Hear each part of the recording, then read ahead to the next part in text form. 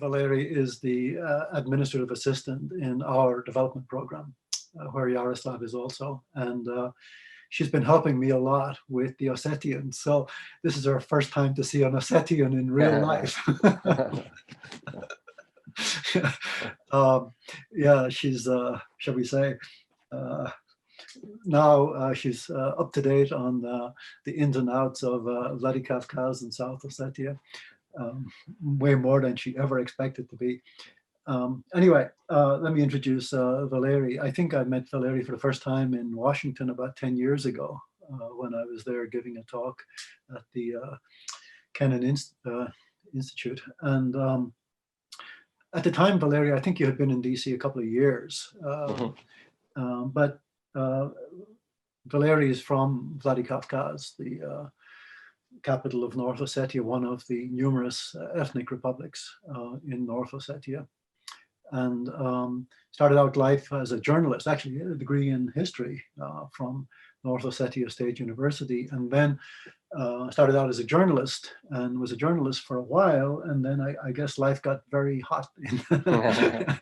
You weren't writing the right things, Valery, always a bad idea. And decided to leave and came to the US and was in the DC area and did a master's degree in public policy at the University of Maryland.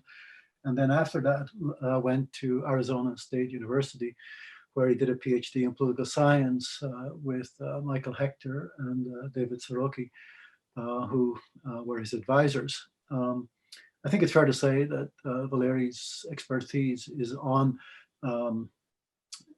let's call it ethnic separatism, but more importantly, more broadly, on questions about the kind of choices, I suppose, that people make in areas affected by separatism, but also about the political choices more broadly in the country where separatism is occurring. Anyway, he's written extensively about the North Caucasus. He's one of the people most familiar with the North Caucasus. My sense of that region, having visited a few times and written more about it than I ever expected to, is that it's very easy to dismiss the North Caucasus as a kind of a unitary place that is just a royal pain in the neck for the broader Russian state. But in fact, it's a very complex region. And it's also an area that has seen a huge amount of violence, especially in the 1990s. And then later on, when the Second Chechen War happened in the late 90s, early 2000s, it really changed its character quite a bit with a diffusion of violence into some areas beyond Chechnya, but also, of course, it becomes a central discussion element in Russian politics. So Valery's talk today is about the kind of bigger question, how Chechnya, the Chechen War, fits into the bigger, wider politics, I suppose, of the Russian state, and especially how the attitudes towards the war and towards the actions of the Russian state in the North Caucasus is relevant to broader Russian politics. So I'll stop there. And anyway, welcome, Valery. Great to see you again. And Thank you. We'll see each other soon in person. Yeah. Yeah. Thank you. Thank you, Jonah. And so I will now try to share my screen, and hopefully it will work. Yeah, it does. So yeah, I'm never very sure of screen sharing. I don't know. Sometimes it works in quirky ways. Yeah, great. Thank you for the kind words and introduction. So indeed, my research focuses on domestic conflict, on civil conflict, and touches upon interstate conflict too. And in this particular paper, I'm looking at the attitudes of the population of the core state toward the secessionist region. So a lot of research focuses on secessionist regions and secessionist groups themselves, why they rebel and stuff like this. While in this paper, I'm mostly looking actually at broader Russia, at at the core state, metropole. It depends on the researcher. They give the core state different names, but and in this particular project, I'm using the framework of domestic diversionary war. And I'm really happy that Professor Thier is present because, yeah, that's exactly what I would like to have on my presentation, because if I get some feedback on that, that's really great. That would be really great. So just to start, so domestic diversionary war. I originally the theory of diversionary war comes from international relations literature. And the main idea is that unpopular leader goes to war with some foreign adversary to improve his or her popularity at home, to cause like rally around flag effect and all kinds of stuff like that. We've seen in many wars. But there is also a subset of that theory which focuses on domestic diversionary war. And the argument is that, the main argument is that actually ruler of the state faces fewer risks to when he or she targets domestic groups rather than foreign adversaries, because launching an interstate war is much riskier than targeting some kind of a domestic group or set of groups. And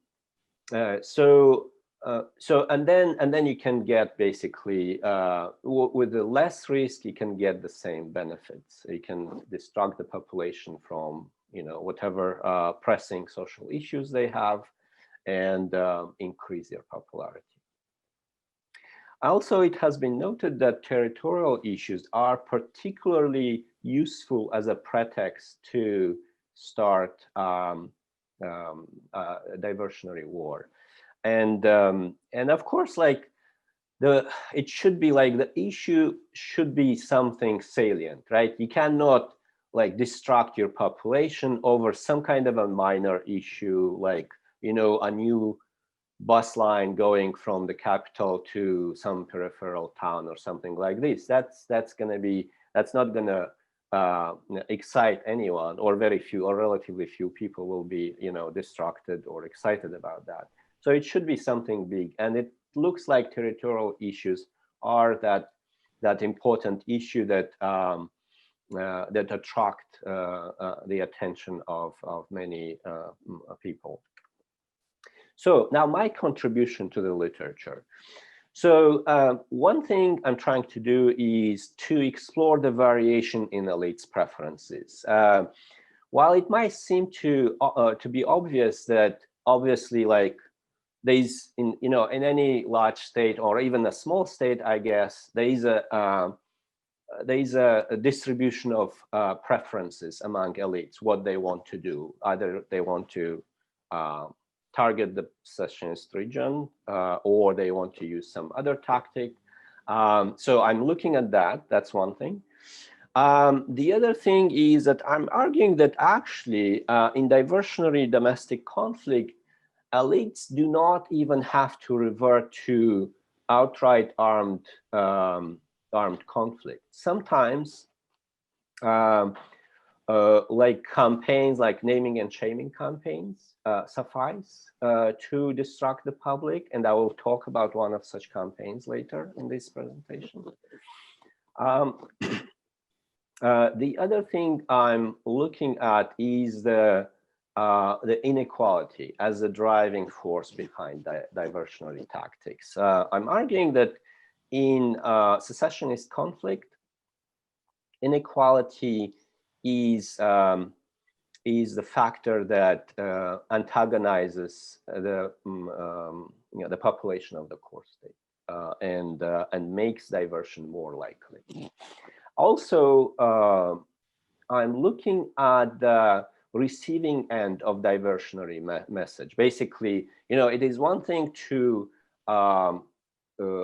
create this diversion, but the other thing is who's going to respond to that? What segments of populations are most likely to respond to this diversionary message that elites generate?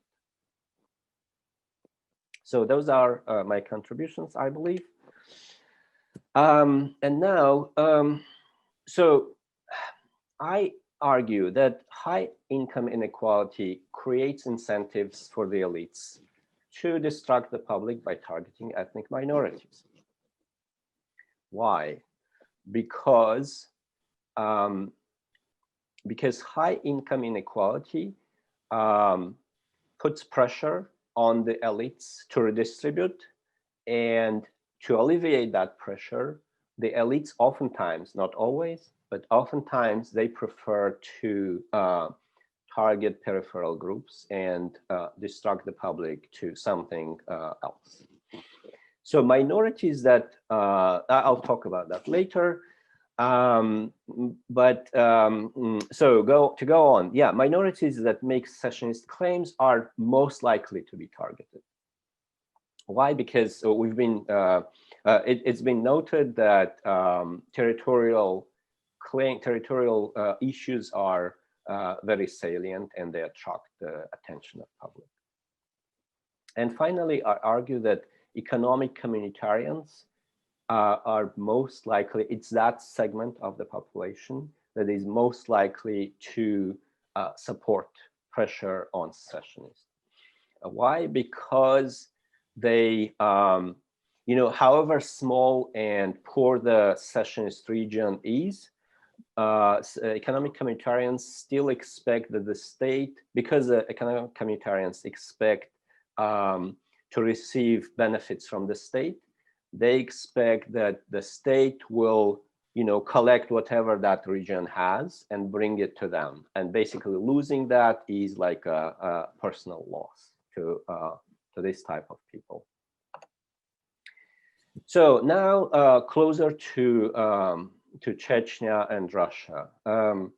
Why Chechnya and why Russia? So I've been talking about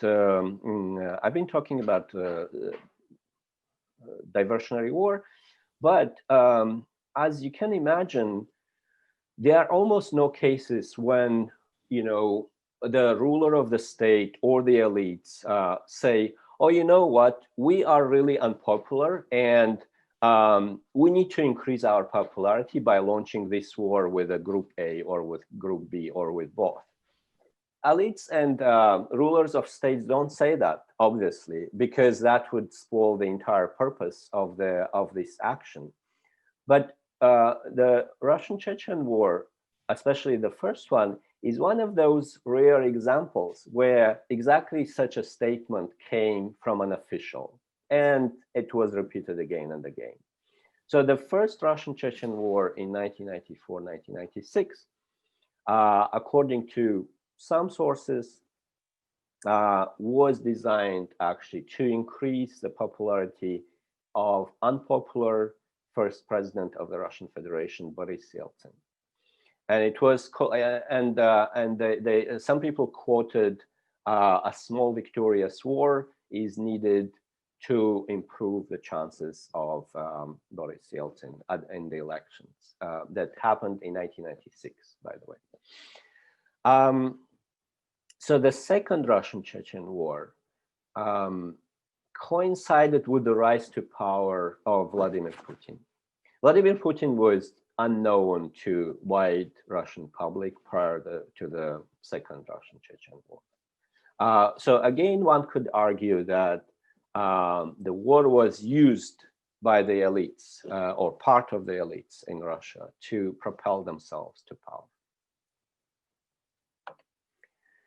Now, fast forward to 2011. So Russia eventually successfully subdued Chechnya and controls it up to this day.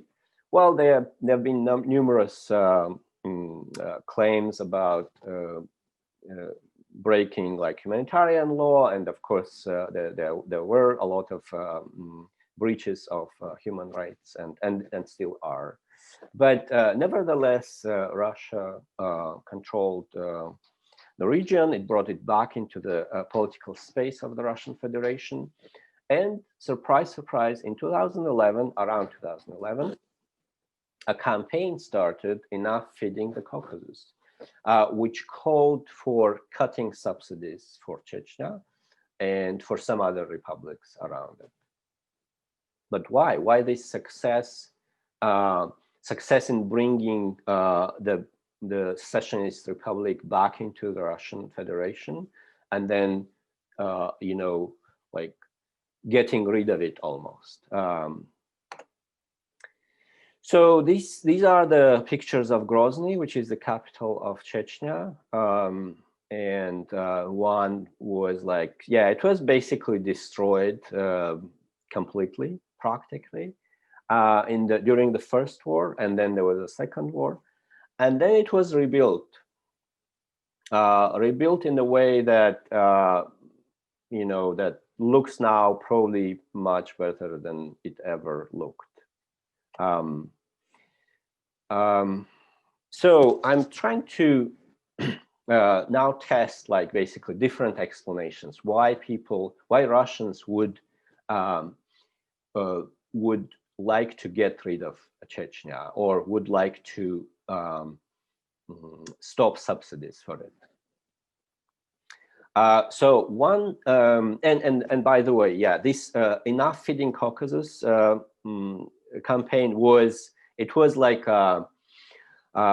it was a very fuzzy compilation of individuals. So some people argued that we should stop subsidies for Chechnya, and on the other end of the spectrum was we should stop subsidies and get rid of Chechnya. So one thing that united both ends of spectrum was that they all argued for some kind of a punitive action for Chechnya.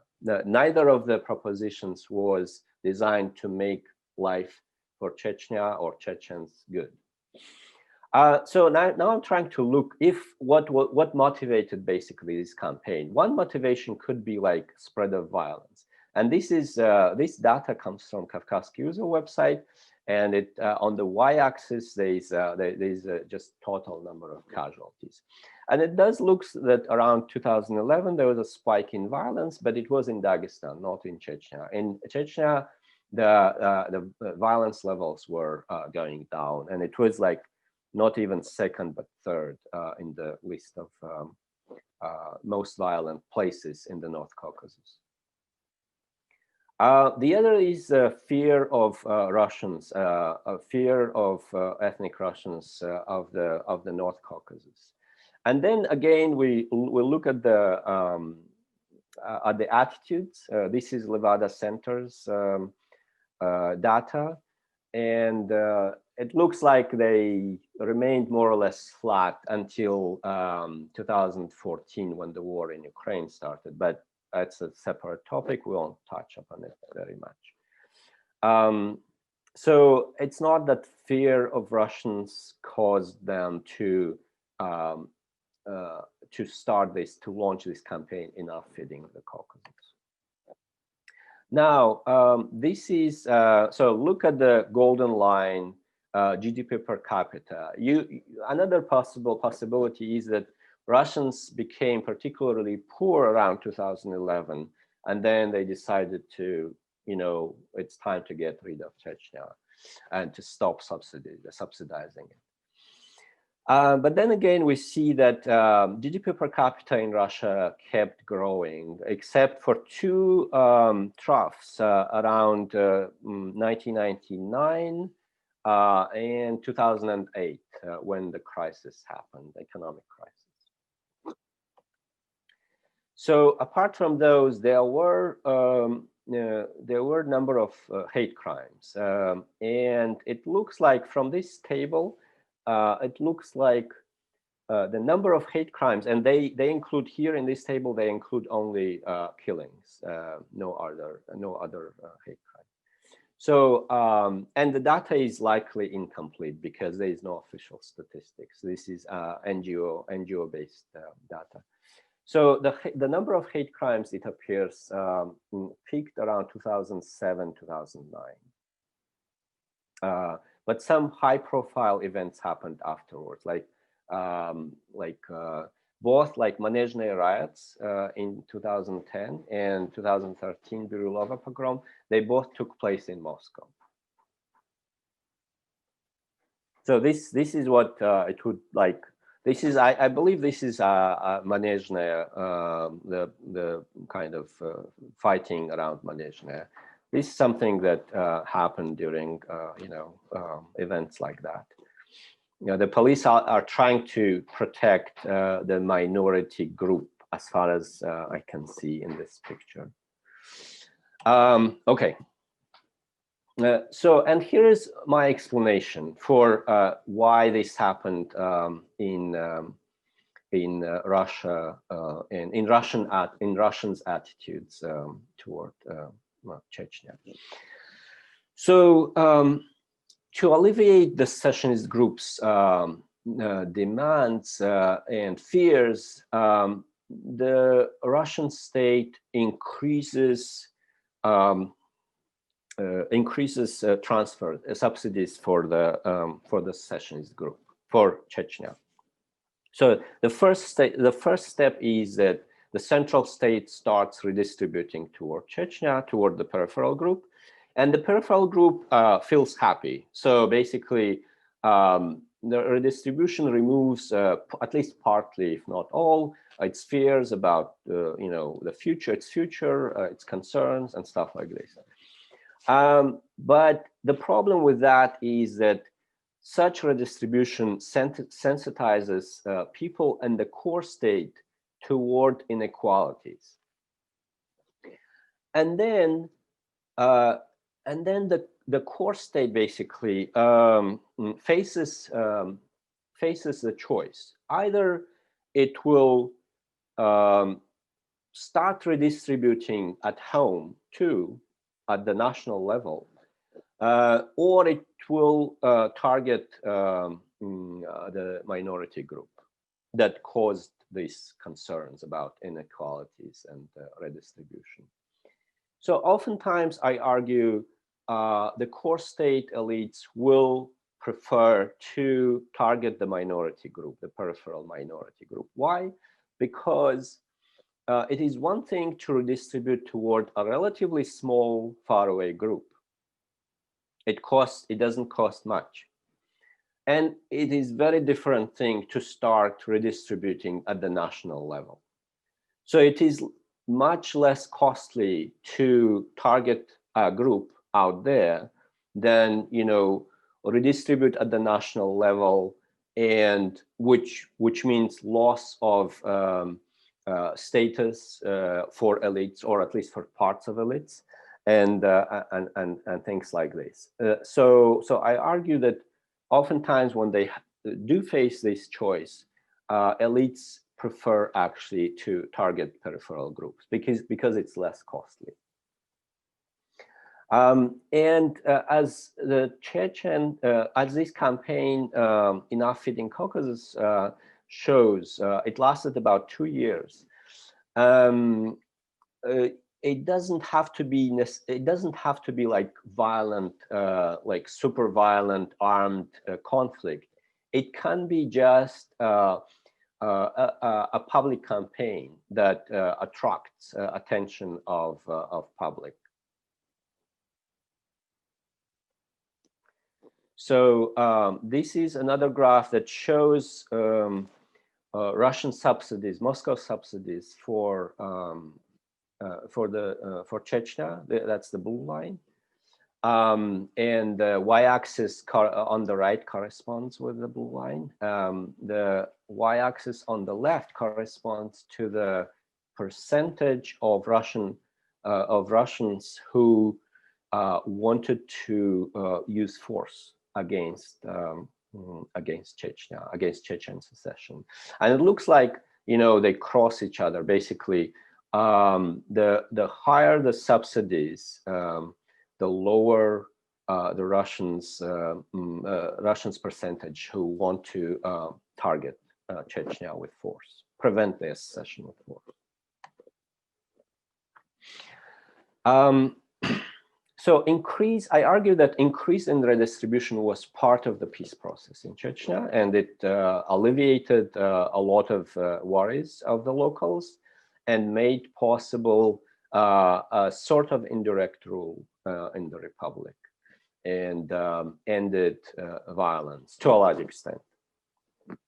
But the problem with that is that redistribution toward ethnic others is usually harder to do, as there is numerous research on that. This is just one of the earliest ones. And it's interesting that Russian state became a hostage to its own success in Chechnya. Basically, the more successful Moscow was in sending aid to Chechnya and bringing it back into the Russian space, political space, the more discontent there was at home about redistributing toward this peripheral group. So this is sentiment analysis from one of the leading Russian websites, and it just indicates interesting trend. So the green line shows the overall number of news about Chechnya. So, and you can see that it peaked, the number of news about Chechnya peaked around the time of the war, around the second Russian-Chechen War. And then it gradually was going down, and then up until about 2007. And then since then, it just stayed more or less, you know, at the same level with some ups and downs. But look at the red line now, the one that shows negative sentiment in the news on this website. So as the situation in Chechnya gradually was improving, the security situation, actually the negative news about Chechnya was kept increasing. The percentage of negative news kept increasing. And it did so up until 2013.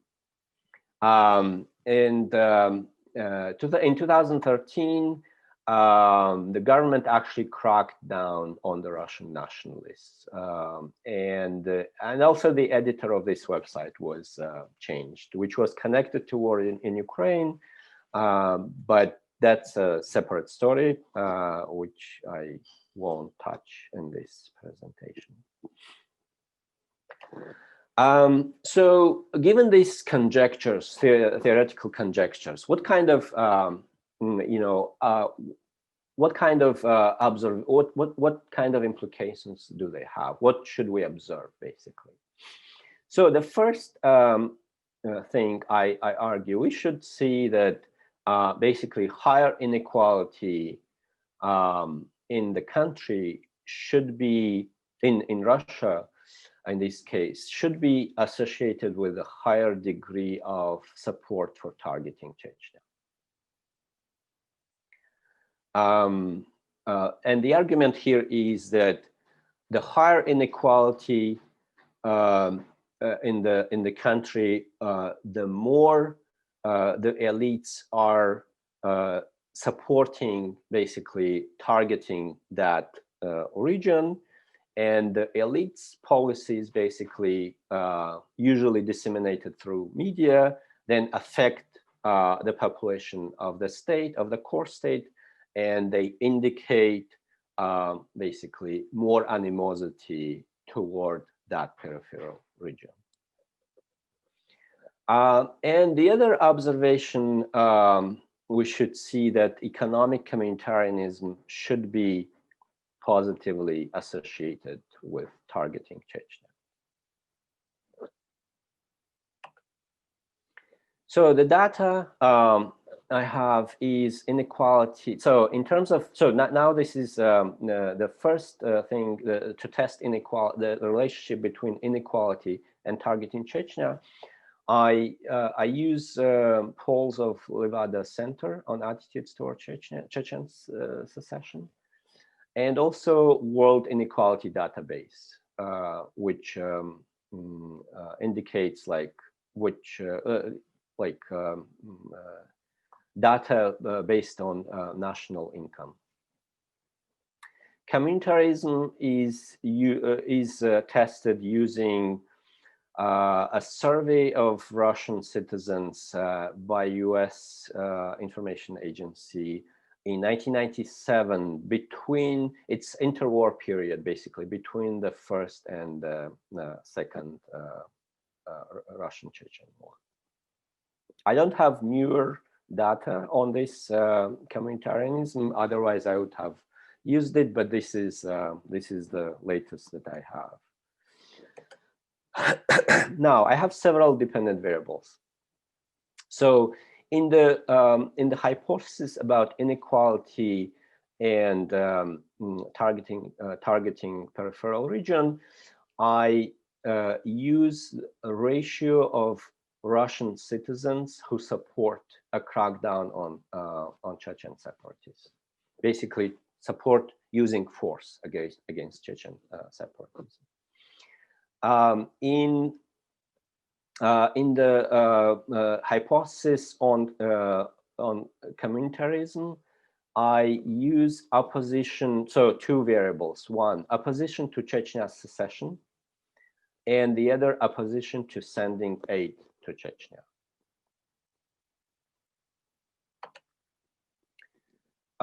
These are Levada Center's polls, and I use as dependent variable for my inequality based hypothesis this red line, the prevent with force. That red line represents that particular response choice among respondents. That's the only response choice that explicitly mentions military force and using military force against Chechnya secession. So now independent variables for inequality, I use the share of top 1%, top 10%, middle 40%, bottom 40%, and bottom 50% in national income from World Inequality Database. So I use basically all 5 available indicators, and the rationale is this. So the higher the share of top 1% and top 10%, the higher the inequality, and the higher the percentage of Russians who want to use force against Chechnya should be. On the contrary, the higher the share of middle 40%, bottom 40%, and bottom 50%, the lower the inequality should be. And then we should see a negative relationship between these indicators and support for suppression of Chechnya. So in communitarianism, I use attitudes toward private property. Basically, there are 3 questions. All 3 questions, I create an index out of all available questions.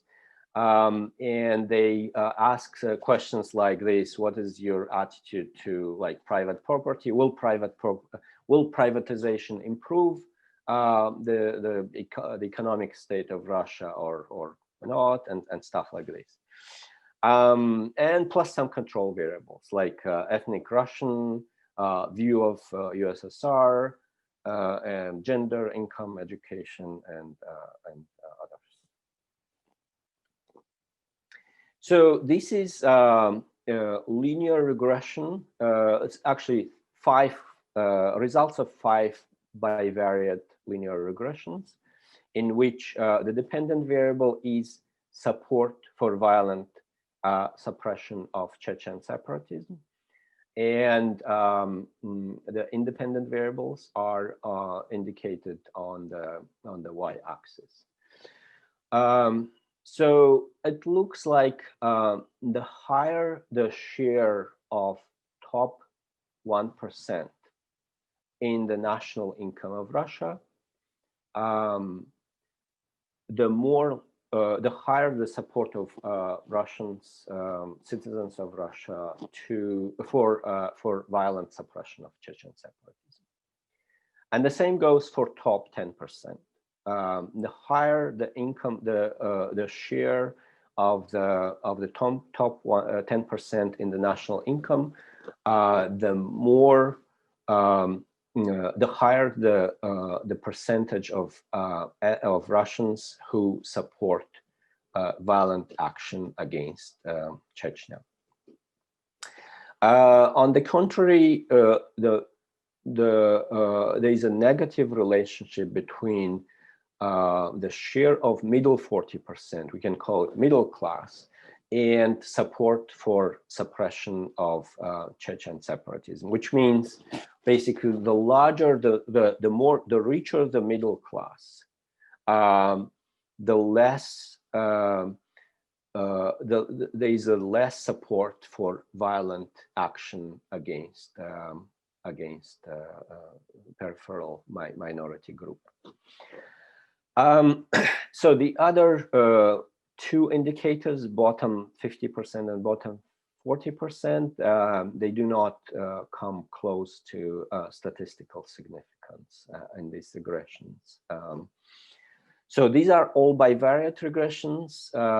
Why? Because I didn't include them into one. It doesn't make sense because they basically represent, you know, proportions of the same scale. So it wouldn't make sense to include all of them in the same regression. And also, I have to admit that this is a very small n regression. I have only like 16 observations. That's all I have. I don't know how to. I know it's very small number of observations, but at this point I don't know how to increase it because there is no that's what the data that I have. I don't have any other data at this point. Now, in regard to communitarianism and suppression of and targeting Chechnya. So this graph represents two regressions, and this is based on nationally representative survey run in 1997, and it looks like, so the blue line is has the dependent variable like suppress Chechen secession, and the red is represents the dependent variable which opposes sending aid to Chechnya. So it looks like in both cases communitarians are against against sending aid to Chechnya, but also against allowing it to secede. So it seems to be contradictory, but from the previous literature, we know that sometimes contradictions like this they coexist in people, in respondents. So these are just marginal plots for this ordinal logit regression, and which shows the proposed relationship that the higher economic communitarism, the higher the support for violent prevention of Chechen secession, and also the higher economic communitarism, the higher the higher the support for not sending aid to Chechnya. So now in conclusion, I would like to say that it looks like inequality does have a positive relationship with targeting minorities, and in the case of Chechnya and Russia, it shows that it doesn't have to be this targeting can take different forms. Basically, it can be like violent, of course. It can be like army operation. It can be police operation, but also it can be a campaign. It can be a public campaign of public and shaming, of naming and shaming, and probably some other forms too, as long as basically it excites people. It basically it makes headlines in the news, and it attracts people's attention. It will work, so, and as it was indicated in the Russian Chechen case. It also looks economic communitarians are the segment of the population that are most likely to support targeting peripheral minorities. My explanation for this is that economic communitarians are particularly dependent on benefits that they receive from the state, and whatever the territory that the state might lose is potentially a source for such benefits to these people. So that's why they are more likely to oppose secession of peripheral groups, and also opposed to like sending aid to them. So as you may have noticed, my measurement of elites' preferences is indirect. And I don't know at this point how to measure elites' preferences directly, at least in the case of Russia. So instead, I provide a theoretical kind of argument why we can kind of approximate elites' preferences through public opinion, through public opinion data.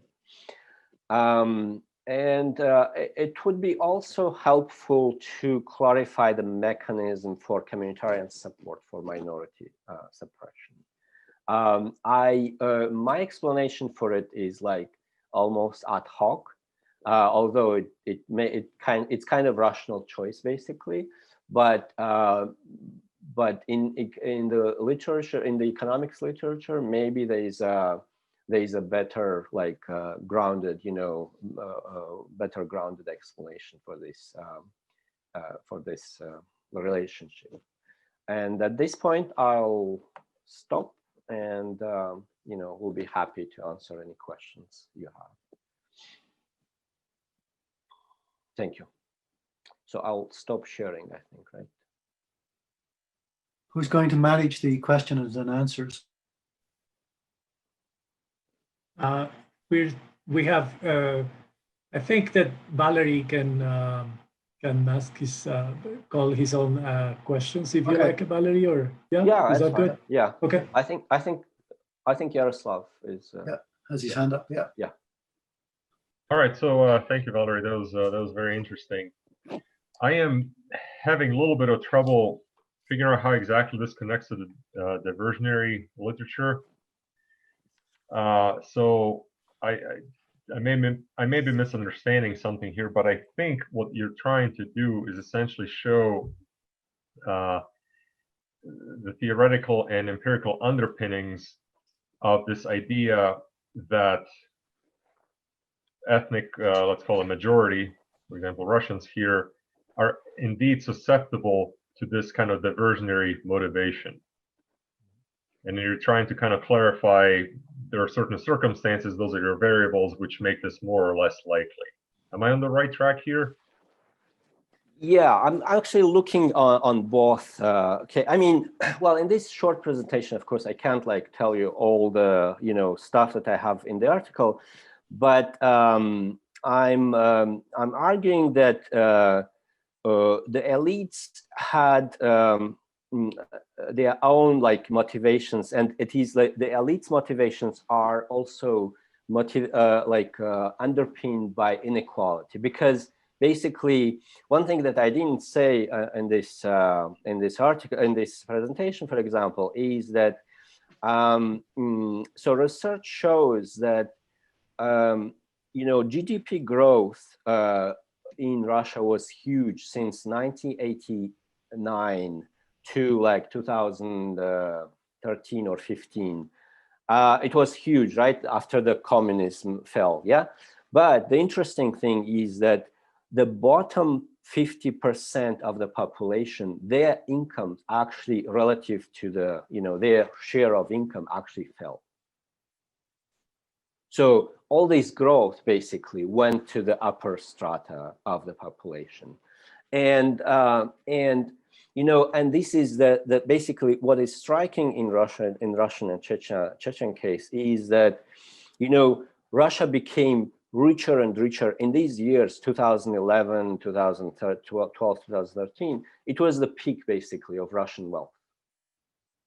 And at the same time, when Russia was on its peak of the wealth, there was this campaign, let's get rid of this secessionist territory, and let's stop. So it doesn't make sense. You have like much more to share now, right? And you have like this campaign then against subsidies when you have like a lot to share, So, and I'm trying to explain that, again, like it was not in this presentation, but I'm trying to explain that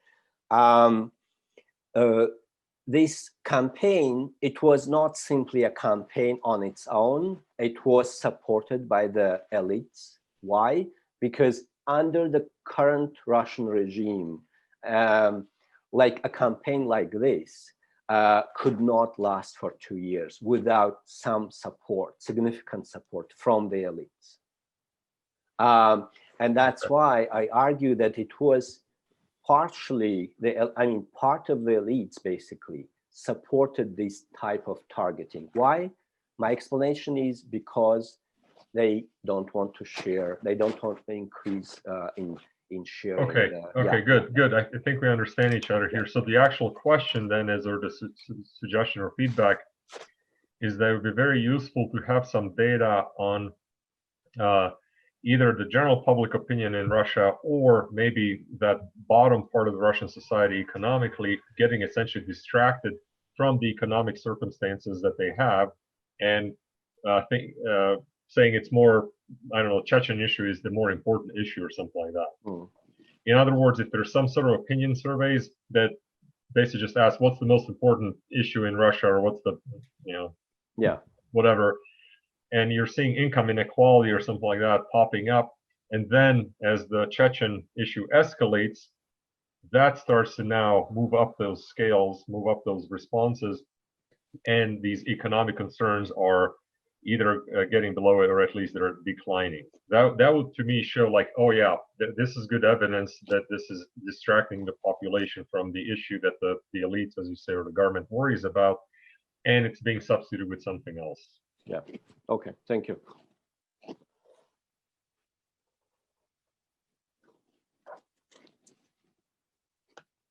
Question. I'll ask a question, Valery. Yeah. By the way, I saw on one of your graphs probably the best variable name I've ever seen, Miss USSR. I mean, I know what the measure is, but it was hilarious. I think you may want to rename that. I'm curious about two things. One is Navalny, and his, I think most people know who he is, and his prominence. And by now, yeah. Unfortunately.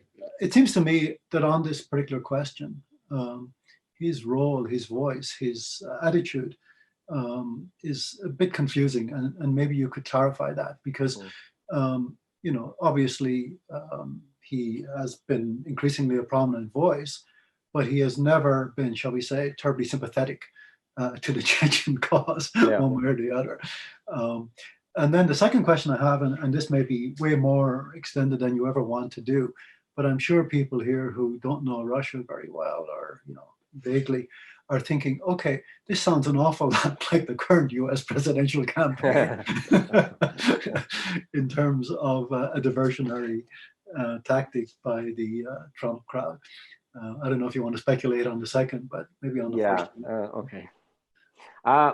Thank you, Jonah, for great question. So on the first, Navalny's role was kind of interesting, actually, and of course, like social reality is super complex. It's very complex, and and in an article, especially in an article format, you just can't describe all the complexity, and probably even in a book, but maybe in a large volume. So it was super complex. Apparently, Navalny used. I mean, my impression was that Navalny used this kind of subsidies for Kadyrov, who has personal relationship with Vladimir Putin, as a way of attacking the government, basically the Putin himself, as a way. But apparently there was a part of elites that supported him, because in the Russian regime, like for 2 years, a campaign would not just go on and on up until end of 2013, when the Russian government actually cracked down on the Russian nationalists. They imprisoned quite a few prominent figures. Navalny was relatively mild compared to many others. But there was variation even within Navalny's camp, because, for example, Navalny was, as far as I remember, he always spoke in favor of cutting subsidies, and that's it, reducing subsidies. Mm-hmm. I speak about it in the paper, but I'll tell you that a few ethnic Russian regions actually received per capita much more subsidies than the North Caucasus. But nobody spoke about them. That information is open. It's available. There is nothing secret about that. But within Navalny's camp, such a prominent figure and former Russian official actually in the government of Russia, Vladimir Milov, he actually argued that we should get rid of Chechnya, let them live on their own. So there was a huge spectrum of opinions actually. All the way from let's cut their subsidies to the point when people argued let's just put a fence around Chechnya and Dagestan and Ingushetia, usually those three republics, and sometimes even the others. Depends. Yeah, it depends. It was a very messy campaign. So and Navalny, he's a political figure. He knows what is popular. So he just went into this because it was popular. And it was not simply popular, but it was also possible, right? Yeah, if he campaigned against Putin, for example, he could have been poisoned or killed much earlier than he was poisoned. But in politics you do what you can, and so that was a possible campaign, a plausible campaign. After the war in Ukraine, it all stopped, by the way, and there is a simple explanation for that, because there is no more need in domestic diversionary war, because there is now external diversionary war, actually a number of them, and so why you don't need domestic diversion anymore. Yeah. So in terms of diversions in the US, I mean, yeah, in the paper I say that, well, diversionary tactics are used by all regimes. It's not in the literature says that actually you know, it's not like it's only non-democracies use them. Democracies use them too. So it's fairly, the problem with them is that it's hard to prove usually. That's why I thought that it's basically, you can say, you know, person A will say, oh, you know, Trump uses this as a diversion, and person B will say, oh no, it's not a diversion, it's blah blah blah, whatever, you know, and then the argument will go on forever. While you know, in the case of Chechnya and Russia, actually officials openly said that, oh, you know, we need a small victorious war in order to re-elect Yeltsin, you know. And then yeah, they say it themselves. So why not to you know, use that as a point? Yeah. Thank you. Anybody else? It's close to 1, so maybe we have a time for a question or two. No. Okay. No, any questions, comments? I see Francis on here. I don't know if he has any questions or not. Francis, the guy Naylor on here, is his dissertation is on the North Caucasus, on ethnic homelands in that area, and he's trying to look at the mapping by people in the North Caucasus of what they consider their homelands and the overlapping claims. Overlappings, of course. Yeah, the Venn diagrams and so on. But he had hoped to be doing field work in Russia right now, but yeah, that didn't work. That's a pity, yeah. Yeah. Many field works must have failed in these months, unfortunately. Yeah. Yes, we know about this. Anyway, all right. Well, if there's no more questions, I guess we'll thank Valery, and again, thank you very much. And thank you, John. Yeah, good luck.